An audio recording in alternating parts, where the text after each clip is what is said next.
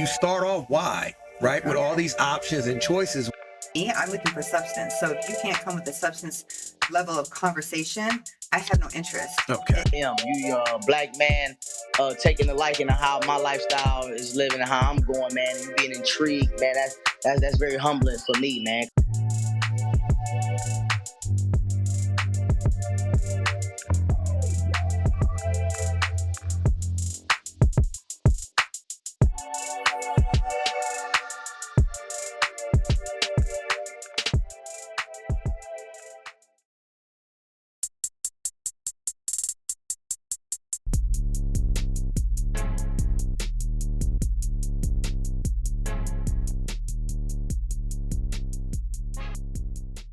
Narcissism.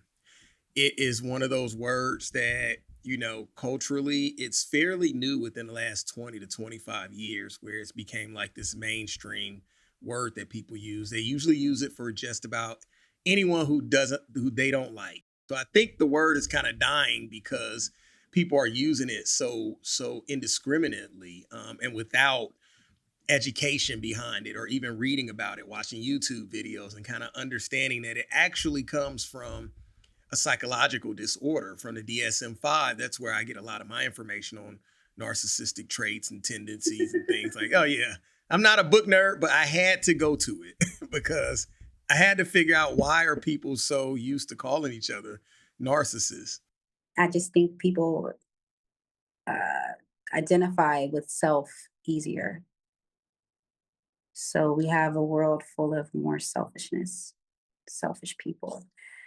We're not really taught as individuals or as a community, culture, race, whatever, to do more for others. It's really a lot about self, what I can get, me. So when you come across other people that are capable of giving, what I call like the go-giver effect, just giving in order to receive, not with the expectation, but with the understanding of knowing it will return. There's not a lot of those. So I do want to ask you, well, let me state this. We all have narcissistic tendencies, it doesn't make it bad. It doesn't make it good, but we all were kind of born with narcissistic traits. I mean, from the time we grew up, from the time we were toddlers, it was always about us. We want, we get, we're hungry, we get fed. We kind of go around that. We kind of start life off with this very high amount of narcissistic tendencies. And I think over time we have to wean those off. And I think that some people who are narcissists, they just haven't got rid of some of that stuff that they were raised with as children to begin with, maybe through nurture, nature, or whatever it is. They just haven't been able to let go of those narcissistic tendencies that you have as a child and growing up, and actually become an adult where you understand that life has its balance. So I want to ask you, what is the difference between a healthy narcissist and not so healthy narcissist to you? There's so much that I want to add to just what you said, but to be direct with your eat it up, go around the world with it, please. Well, to kind of challenge what you're saying a little bit, just a wee bit. What about the significant amount of neglected children, homeless babies, or orphans that don't receive anything? There's a significant amount. So then there's that where they're maybe not born with it.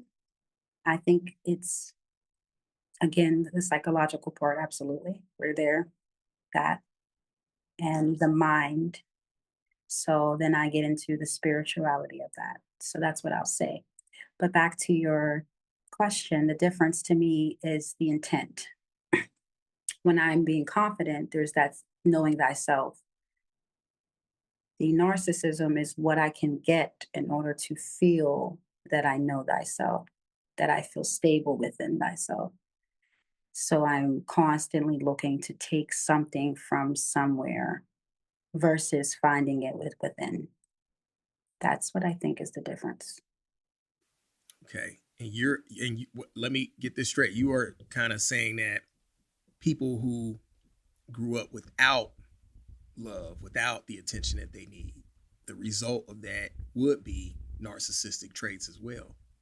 That would be the negative side of narcissism, but there's a positive side of it too. For instance, my 10-year-old daughter, she's in a very narcissistic state of her life right now. Well deserved. It's all about her.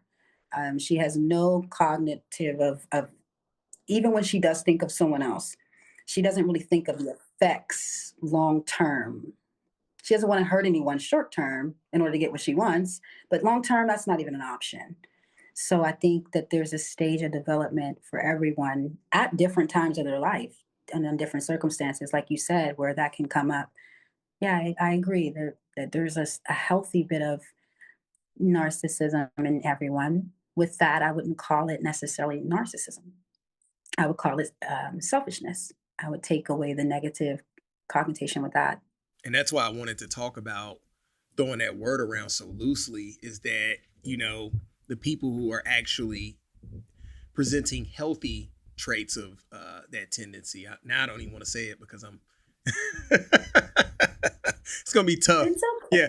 But people who are displaying those healthy traits of that thing, that we use so much, it doesn't give them an opportunity to value actually, what they are giving out as it not being a negative thing. And on that other note, psychologists say that lack of self-esteem is deeply rooted in narcissistic tendencies. And I can see that because I've dealt with narcissistic people who are actually given the diagnosis of being narcissistic, bipolar, narcissistic, having severe detachment syndrome and things like that. I've been in relationships with people who have had those clinical diagnoses, and it was pure hell to be in that. And thinking back, I can definitely see that self-esteem was definitely at the heart. Lack of self-esteem was at the heart of that person's behavior. So I do agree with that. Have you ever been in a relationship like that where you've had to deal with people? Of course. Yeah, at this stage of development, absolutely. That is why I just was saying to you that, or a little earlier, that we were going to probably dive into that. And in order to defeat narcissism in itself, you have to become a narcissist. That was actually I can't say beat them, but the way that I got out of those positions with those people is I had to take a little bit of what they was putting out and use it myself, definitely. Because to me, that's the only way that you gain back your confidence, is actually figuring out, hey, I'm going to be a little bit more selfish than I was before, because a narcissist will take because of those insecurities that they have. They'll strip you to the bone. I've ran into people, I've watched stories online and accounts of men and women who have had to deal with narcissistic lovers and family members, definitely family members. That's a huge thing that's overlooked, though, is family members being narcissistic. And those people were almost looked like they went to war. The things that they had, and they always say this, I had so much before I was in this relationship. I had so many things. And one of the biggest things they had was a lot of self-esteem, a lot of, they felt very comfortable with sharing, and they were very loving people, and they had to lose a lot of that. And I'm not even talking about finances. I'm not talking about their livelihoods, their employment. The list goes on and on and on. And I think for me, that's one of the things that lets a person know, if you're not a psychologist, this will let you know that you've dealt with a narcissist. What you had to start, you will not have any end. That shit is gone. This is one of the conversations that we had in the beginning, where I kept throwing it out there. I could not, diagnose anyone as a narcissist. With that, I do agree with you that these are the signs that, hey, somebody should be checked for this because, yeah, there has to be for the empath. They go through what I love listening to Carl Jung and psychology. What is it? Psychological muscles that you go through or that you begin to have through this metamorphosis. You basically go through 3 deaths, right? Your idealized self, like who you thought you were. The idea that love can heal any and everything. And then like validation, the need for others' approval. So once those things are happening, like you said, you embody your reflection of this person. You start to become selfish. You start to manipulate. You start to detach because it's what you're being given. It's what you're being force fed. So if you don't, that's when the empath goes through this journey. But if you're not, you're literally just trapped in abuse, right? Of it just happening to you. And there's a lot of people that go through that. So I can just recall when I was dealing with that situation is that the prison was the biggest prison was one. Well, let me just say this. One, that person did not want you out of their sight. Okay. But then they did not want you in their sight. So that left you confused as hell as a person, right? But the idea of you knowing them that well and leaving them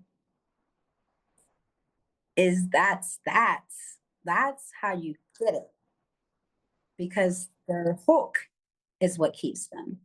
The whole cycle, the whole thing. They don't care how it goes. That's why it's a trick. Because you can be the person that's like, you ever hear that term, I don't want to play the game. Well, whether you playing or not, it's being played. That with a narcissist, whether you're giving or not, if you're engaging, baby, it's a wrap. Like you're in it. Like you're in the cycle. The best thing to do is detach in every way, financially, mentally, emotionally, spiritually, like everything. Everything you have to do, and not one at a time. I mean, you can if you're the person that's consistently moving forward, but you can't do this. It has to be either clear cut all at once or progressively forward, period. That's what I think. What do you think? No, I'm right there with you. That's the prison right there, is the prison of that person not wanting to detach from you because they need you for parasitic fuel, you know? Succubus. Yeah. That would be in my thoughts when I was dealing with that. I would even think like, because I have a good wealth of knowledge in religion, and I'm one of those kook jobs who reads about demonology and astrology and different things like that. So I even envisioned that person who I was with almost as a succubus or as a almost demonic parasite. And especially when I read into the scriptures in the Bible, because that's one thing about a narcissist. If you have some type of religious edge, you kind of slide more into religion because you need to find some type of comfort and understanding in what you are dealing with, because it's psychological manipulation at its finest. One scenario that I can mention is that I would do something and the normal person in a relationship would say, that is excellent, thank you so much. Like, for instance, I would, like, let's just say I restored a whole kitchen cabinet, like the whole thing. I said, I was so happy. I was like, man, look what I did. You know what I'm saying? I did this, it's gonna be great. And that person looked at it and she said, narcissist is so bad. They will throw a fit about being ungrateful, fuck up their own stuff, put a hole in the wall, and then be mad at you because they're scared. Like, that's how if you're aligned with them, you could try to, like, when we talk about engaging with them, you cannot even protect yourself within their realms. There is no living amongst them in your own bubble.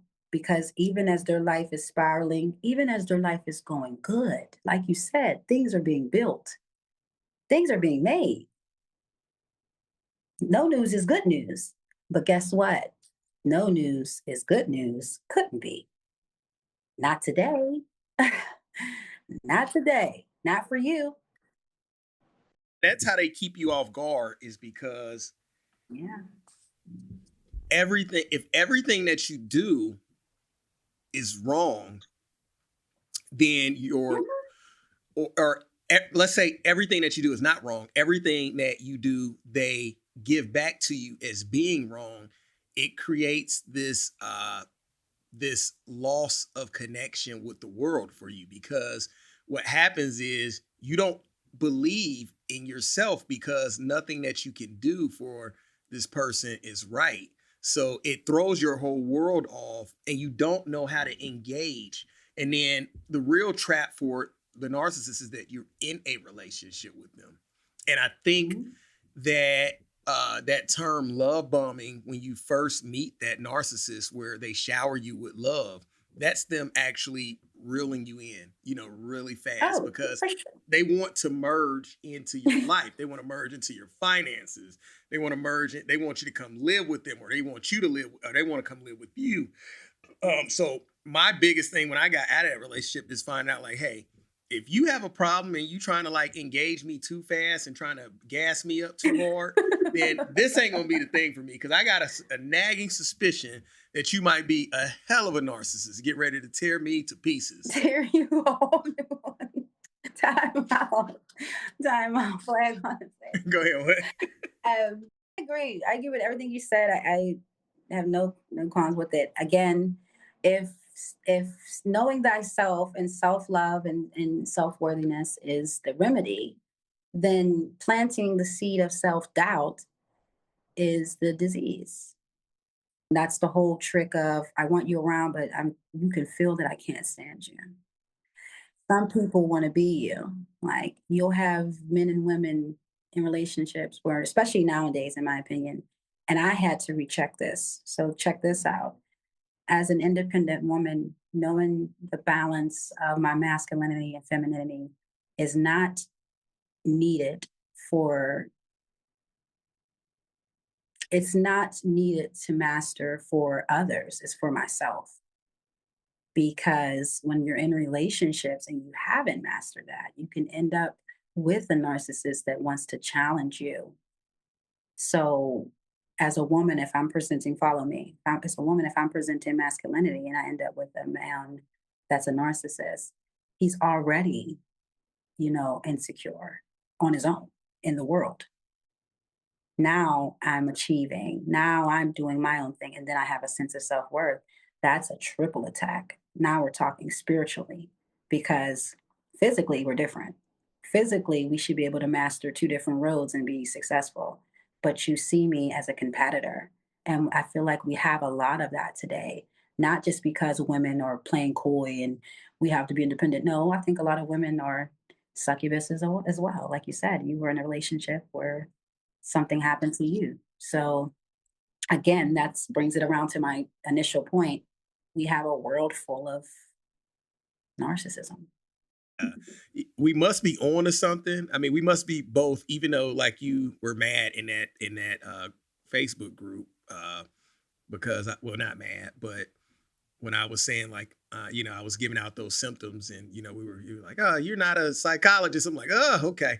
But however, I didn't say that. No, it was great because I like that in a person when they throw something back at me and make me think and make me respond in a different way. If I was a narcissist, I would have probably just lost it, because who are you to tell me what I know so well, right? So no, we're normal people. We're normal people who engage each other, and we have a right to push back. Narcissists don't allow you to push back.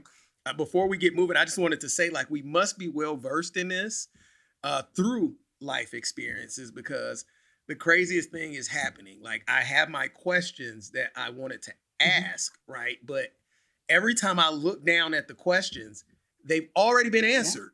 Like, the question has already been given out. Like, the next question was, yeah. Yeah. The next question was, why do narcissists often start relationships with intense love bombing? I just mentioned that before I even looked at the dang on question. I didn't look at these questions at all. First of all, I got them. I said, thank you. My friend Chad, I got a friend named Chad, and they made them, and he made them for me, and I sent it out into the universe. Okay. So I didn't even look at these all day. I had such a busy day. So to see like we are covering as we go, we must be some very knowledgeable empaths. But that question, I mean, I think people are going to want that question answered with more structure. And so why do narcissists often start relationships with intense love bombing? And can you tell me what love bombing means to you? The first word that came to my head, desperation. I equate love bombing to a sense of desperation. That's exactly how it comes off. I again, when I was a child or like a teenager, you could have came up to me and blah blah blah blah blah blah blah blah blah, and I'm gonna love bomb you back, like because that's how I feel. Our hormones are so heightened. You know what I mean?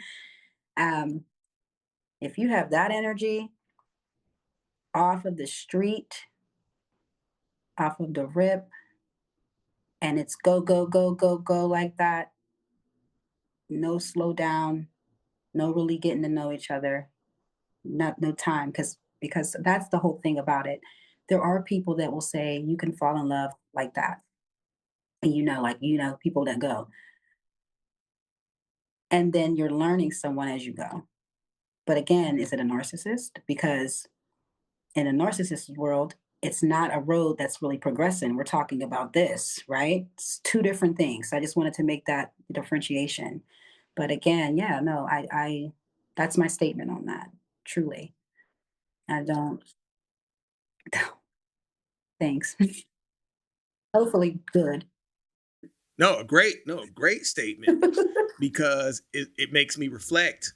Like, as we speak, I'm reflecting on those episodes, and that life that I had with a narcissistic person. And it's important that you mentioned the exhaustion that person is displaying, even on the first date. It looks like love, but it is, what's the word you just used? Desperation. And I love that you use exhaustion. I got to steal that one. I can think of the vibrations of the first date. It was like I got to get to this person. I got to get to this person. It was almost like a wolf out of breath with love. You know what I'm saying? Like, where you got that panting, that person was just like that vibration was like this the whole date, right? The next date. The date it wasn't that much room between the first date and the second date and the third date, because there was never any time to breathe. Absolutely. I can't allow, how can you charge your phone without a source?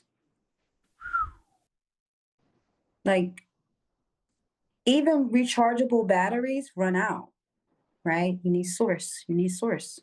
You need source. You need constant. You need closeness. You need connectivity. So again, that detachment is unacceptable. It cannot happen.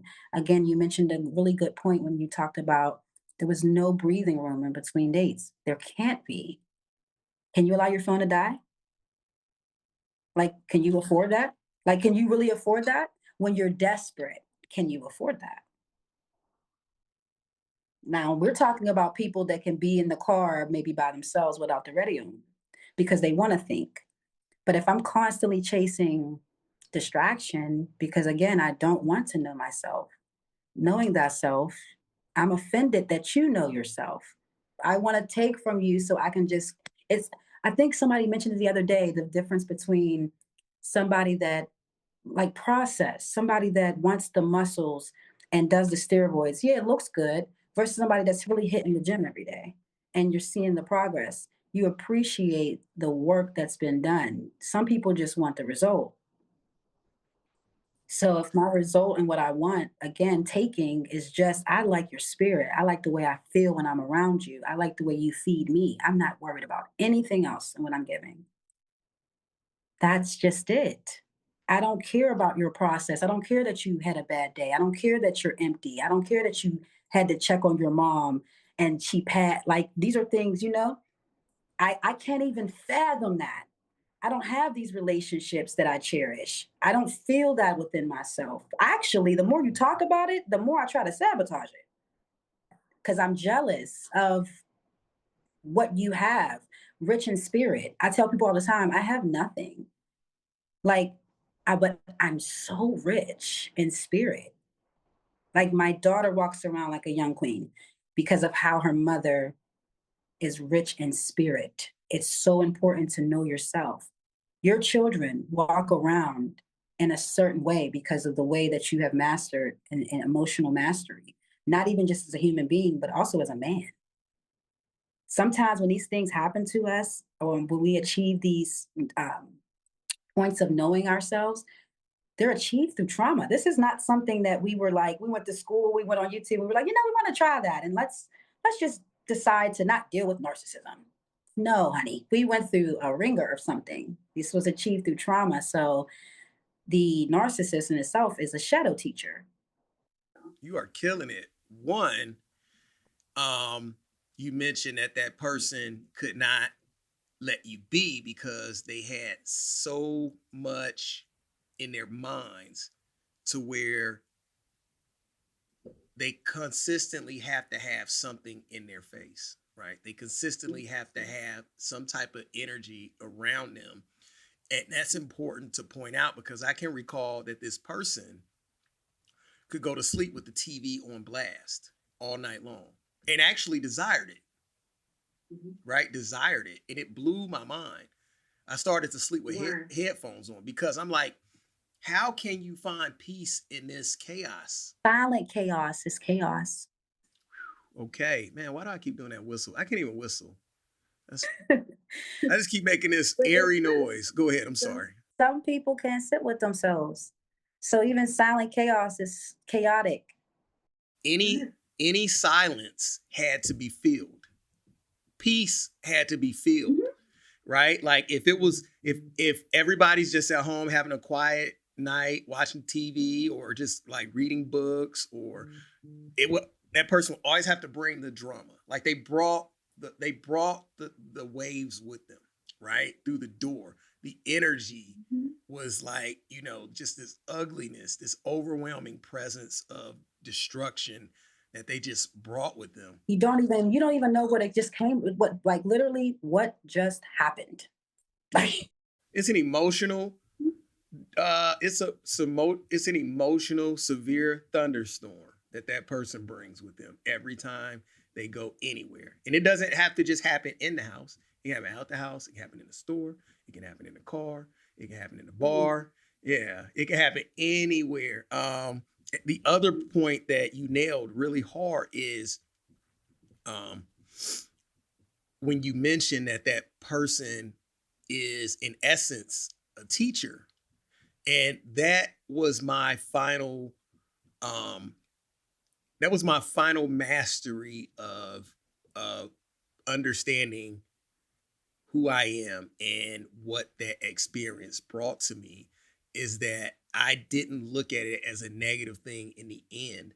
I look at it as something that people necessarily don't need to experience if they don't have to experience it.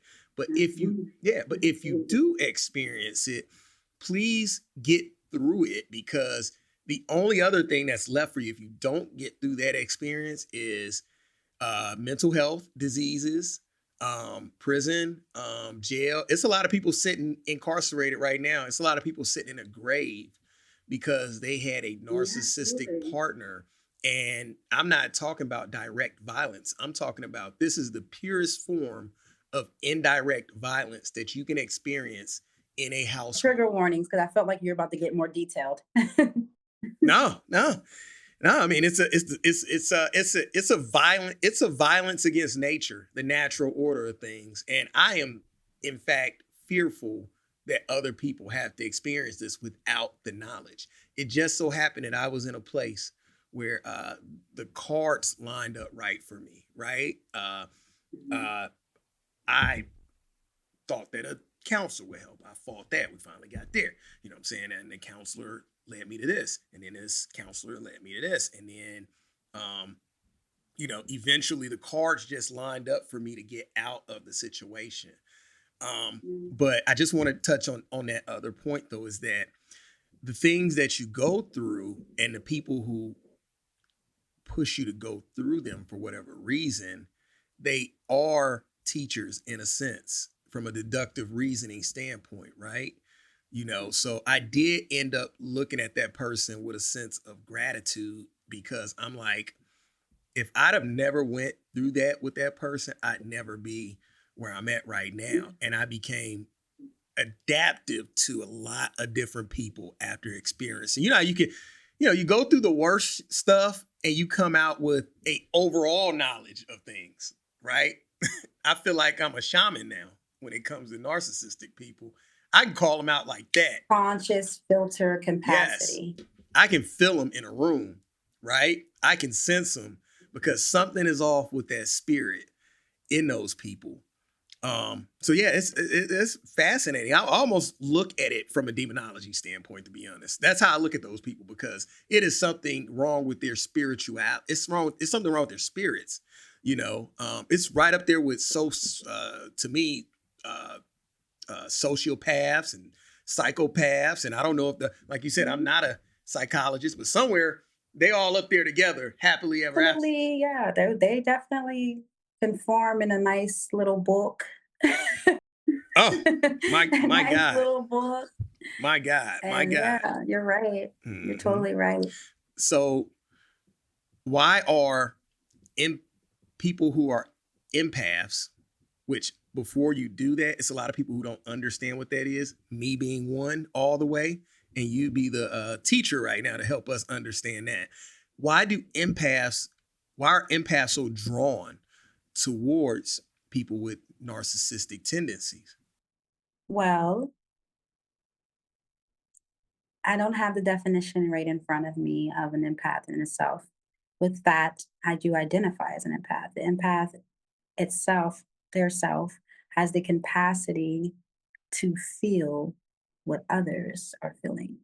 So when you pose the question of why they're so drawn, it's because, again, there's a lack in the narcissist in itself. So if I know myself, but I have the capacity of feeling that you don't, but I don't just feel that in a detached way, I feel it in the ways of, I can love you. Remember, we're going back through those things, those three things before they die in you. You have those three things as an empath.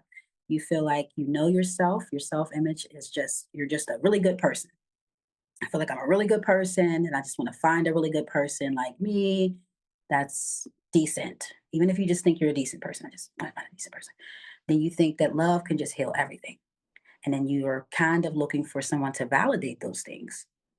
Maybe not yourself, but you're looking for your person to be like, you find that person that's like, yeah, that's on that. So when you have those three things already in you, and you have the capacity to feel others and what they lack or what they have, what they're going through, this becomes a conundrum. Because again, you're not just going around feeling other empaths, you're feeling takers, you're feeling narcissists as well. And a narcissist spots out someone like you. They can smell you, right? So if you're not going to go through those three deaths, they're pulling from those three pockets that you have built up, that somebody built you up as a kid and gave you, or that you went through life and got. Again, the pockets of finance, the pockets of self-worth, the pockets of stability, your home, whatever, they're pulling and draining from them because you have attached yourself to those three things. Again, they call them ego death. You might have heard stuff like that, where I feel the need to find someone to validate that love can heal all. You lose that when you defeat a narcissist. You realize that, well, first of all, you choose what you can absorb and what to neglect. Once that conscious filter, this is what this is all Carl Jung stuff. Once that conscious filter capacity comes through and you have the emotional mastery, you realize yourself that you're capable of doing all the things that this person is doing. Again, you kind of start doing it to them. The difference is you have the capability of not being that way. So if you can go through the process of sovereign empathy that either annihilates empathetic people or doesn't, if you can go through that, you become detached where you know that I can love someone without having to fix them. I can be who I need to be without engaging in someone that doesn't know who they are and in turn would try to go around and project that off on me or anybody. You see things for what they are instead of trying to be the person that needs to fix or be present for it. Excellent. So Excellent. that's my thought to that. Very in-depth analysis and reflection of Carl Jung in his writings. I do just want to tell people just some key characteristics: absorbing emotions for empaths. Absorbing emotions, high sensitivity, intuitive, need for solitude, deep compassion. And they also have intense relationship patterns. So that aligns quite well. It's almost to the point where you could possibly say that the opposite of a narcissistic or the good side of a narcissist is an empath, right? Because if you twist those around, they don't absorb emotions, they absolve emotions, narcissistic people.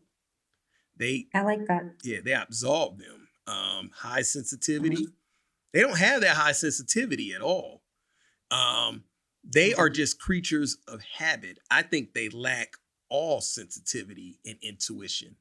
They just I looked at people who I've dealt with who have had, and I'm talking about clinically diagnosed. I'm not talking about the term that we use it in society. I'm talking about diagnosed. It was almost like this person was a computer program, the way that they moved, the way that they were like running on a program, right? I'm trying to live and evolve and change and adapt and work through and understand. This person was clearly running on whatever little man was inside their head riding on the bicycle, okay, making that thing move. Yes.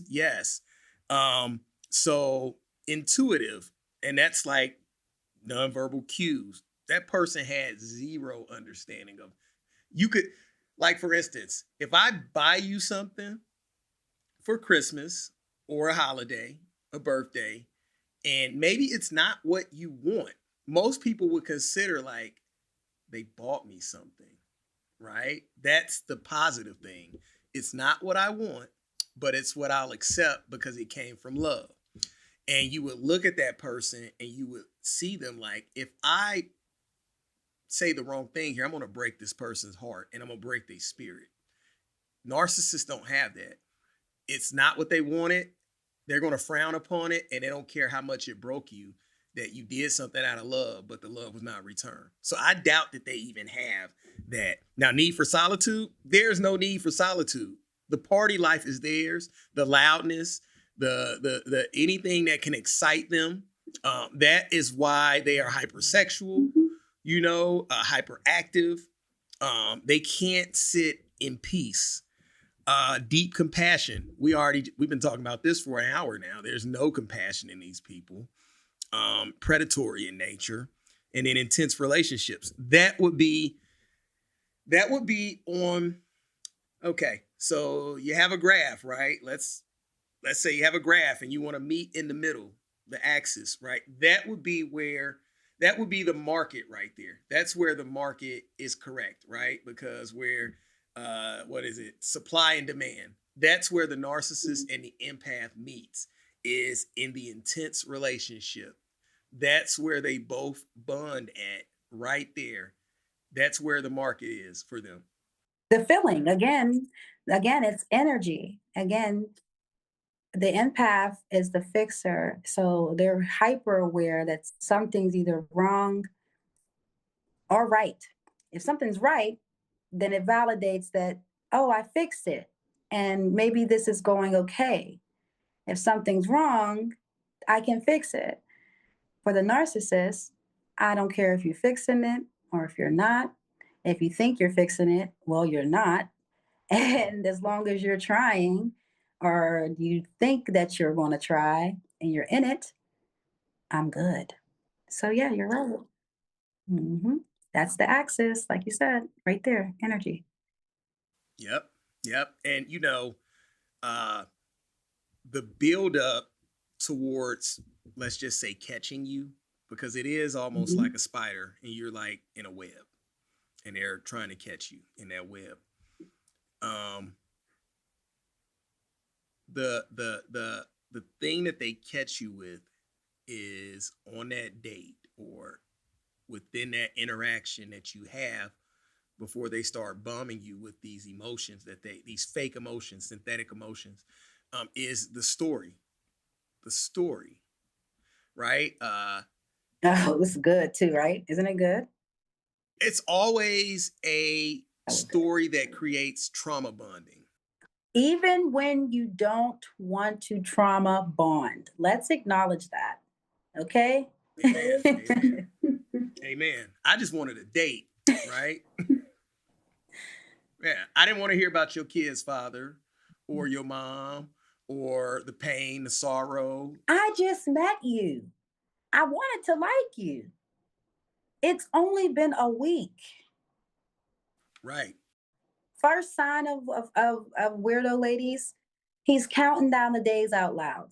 There's nothing wrong with the man or a person, whoever you date, whatever, however they identify, counting down the days in their head of, oh, we've been talking for this long.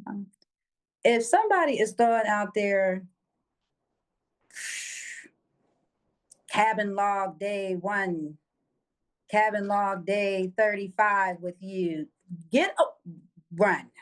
Okay, like that, the dead ass. Like, I need you to go, for real, because it's only been 30 days.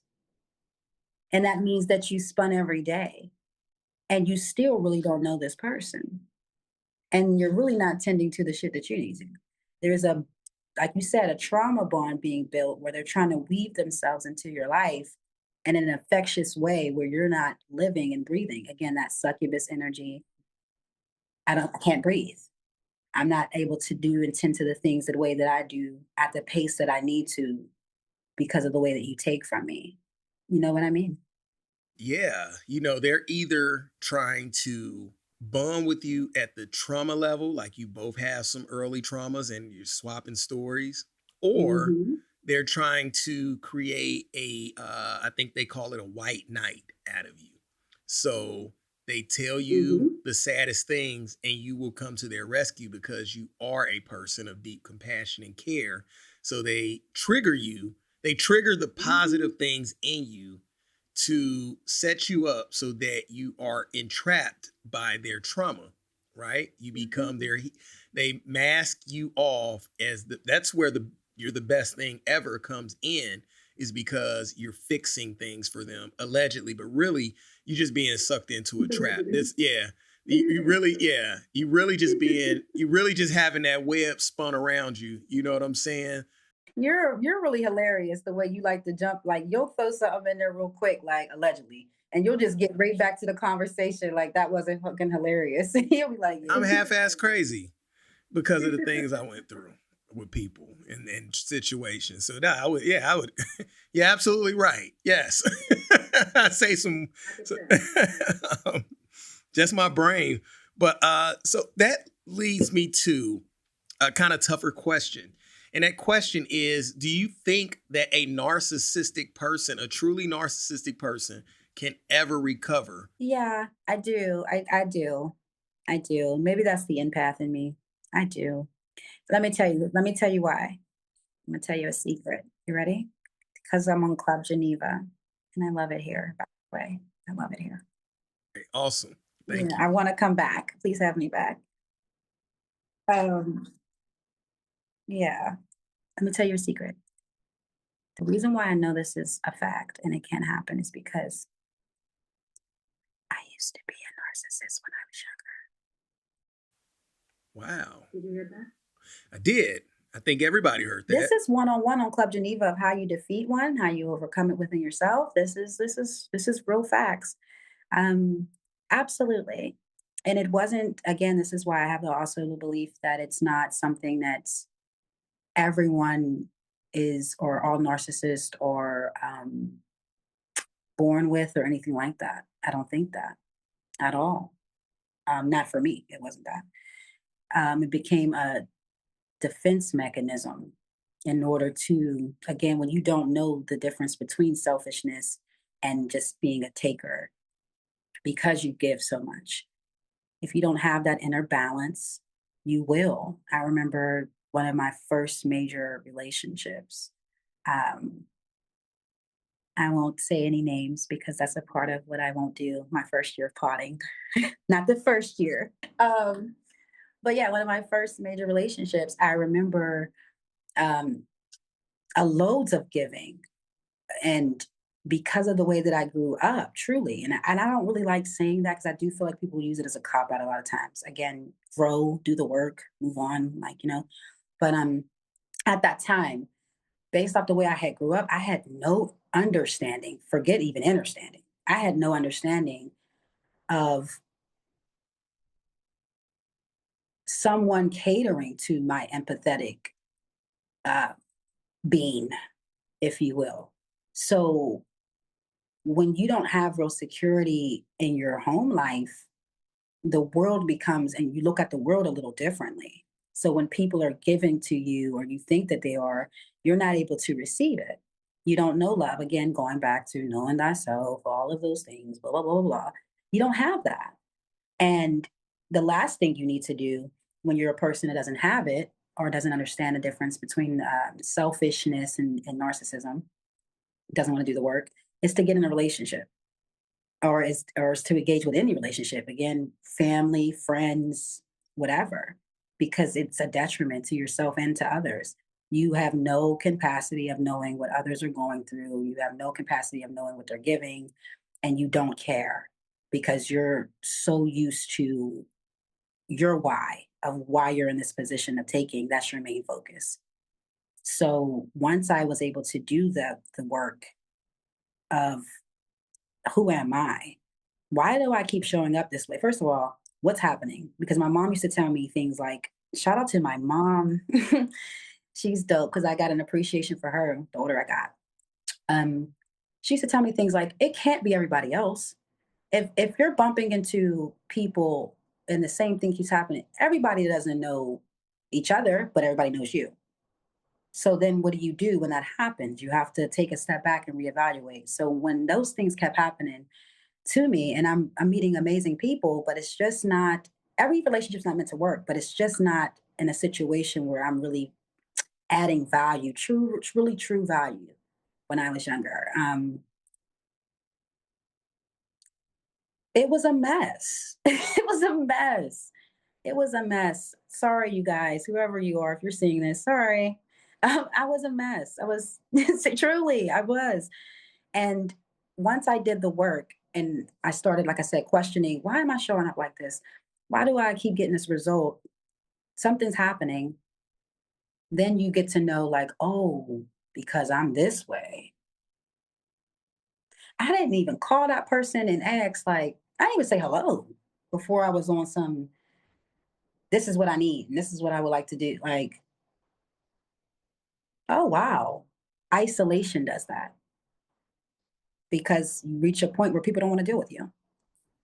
So some people will call it like self-isolation, but no, you get pushed out. You get pushed out. You do. Nobody wants to deal with that.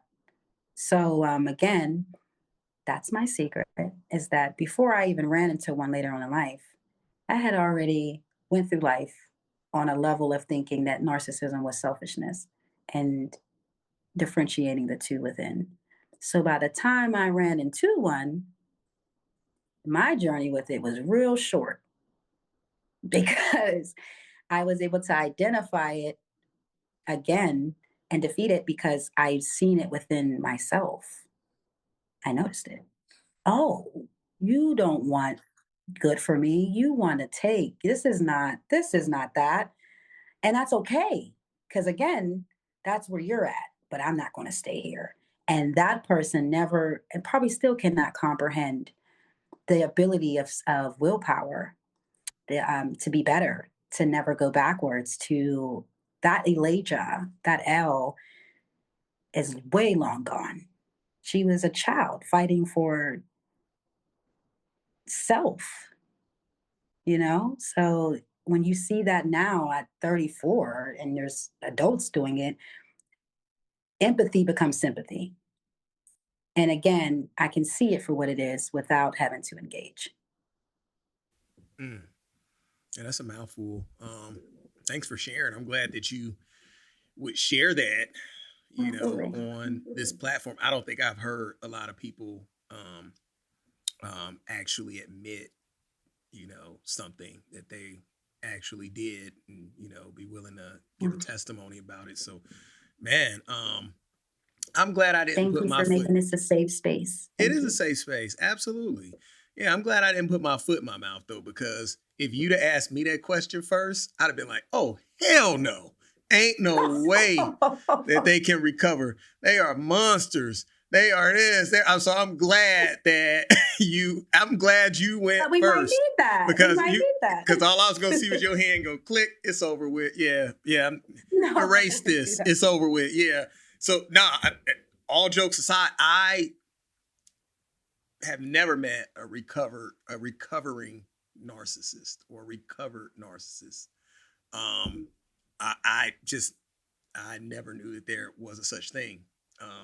And I guess because that would be the part where I probably stopped researching, because I'm like, that would be the narcissistic researcher in me, to where I'm like, I'm only reading to this point because I hate these MFs. You know what I'm saying? I hate them to death because of what they did to me. You know what I'm saying? So I ain't reading no more about no recovery or anything. The funniest thing is, the person I was with, they wanted to come back, and the wildest thing about that is, I do want to hit on that, is the way that person would use religion, right, as a tool. Like, the Lord said that, I need to come back, and, all this stuff. Even showing me Bible scriptures. It was like just this veracity to want to re-engage something that you tore down to the smallest molecule. Like, I had zero when I left that issue. I had everything before I was into it, but then at the end I had zero. I'm talking about zero. I didn't even have family members at the end of it. So people died after, during this process, that because I was so engaged in this relationship that I didn't even take the time to enjoy the people who were here in the time that they had. And that would be one of my biggest hurdles right there, is that I missed time with my own children. You know what I'm saying? Trying to do more for them, for that person, and taking care of what was most important to me. And I suffered mentally because of that for a while. You know what I mean? Just thinking about the time that I lost and the people that I didn't engage, because I was on some sucker shit, to be honest. I mean, let's call it, psychologists call it whatever they want. Us Black people, we call it being a sucker. So I think Tupac made a song about it, "Sucker for Love." That was me for a while. Yep, definitely. And a lot of people. So, man, fascinating conversation, definitely. But I can't let you get away without telling people again about your platform and how to contact you, because I'm sure once people watch this show, they're going to want to engage L 100%, especially with your spilling out your truth like you did. So please tell them, okay? And tell them who's the best podcaster out there. Oh, okay, let me tell you something. Right now, the best platform podcast, period, experience that I've had thus far is Club Geneva. It is the club. And let me tell you why. I'm mad comfortable. I haven't every experience I've had thus far has been good. It's been a good something that I can get something from. So I'm good with that. With this, though, I felt so comfortable enough to share my truth. And I have different truths, of course. But this one was special because this one actually was the seed that grew Foresight Media. Foresight Media grew from, again, achieved through trauma, unfortunately, but it grew through, last year's experience. Had almost a near death experience. And really, through it, I just learned that not only have I always had a voice, with my voice, though, what do I want to say? And there's loads to add to things, but I really just want it to be impactful and communal with the work that I do. And foresight is like one of my favorite words because it's future, right? It's being able to kind of adhere and feel what's coming, to see it. So with my platform, instead of me staying stuck on what happened to me or feeling like I couldn't move past that or I needed that in order to branch off, I really just wanted to kind of look forward and see, like, based off that, how can I alchemize that experience and be impactful to others? So, again, I'm Elle. I have Foresight Media, FM33x, on basically all platforms. And yeah, follow me. Follow me for self development. Follow me for spirituality. Follow me just because. It's one thing to read a psychology book. It's one thing to get on YouTube, but it's another thing to actually have someone who is on both sides of the equation, who, like you said, you've engaged a narcissist, and you also admitted that you had those traits yourself and you overcame it. So I think people from both sides of this can get encouragement to grow from what they've had to go through and what they've had to deal with. Because at the bottom line, at, a narcissist in its deepest inner self is just a small child who had to go through a lot, who didn't get to grow emotionally, and is ill-equipped to deal with life, but they're in an adult body and they're doing adult things, and they don't necessarily understand, to my knowledge, the repercussions of their actions and the fact that they are not fixing their trauma. They're only spreading it and passing it around to other people. Hurt people hurt people. Thank you again, Elle. I really appreciate you doing the show tonight. Yeah. All right. You heard it first on Club Geneva. A narcissist tells it all. I'm not adding that in the show. I'm just playing.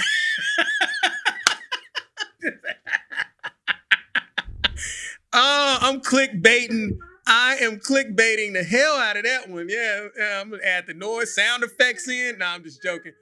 But nah, thank you so much. You have a wonderful night, okay? And take care.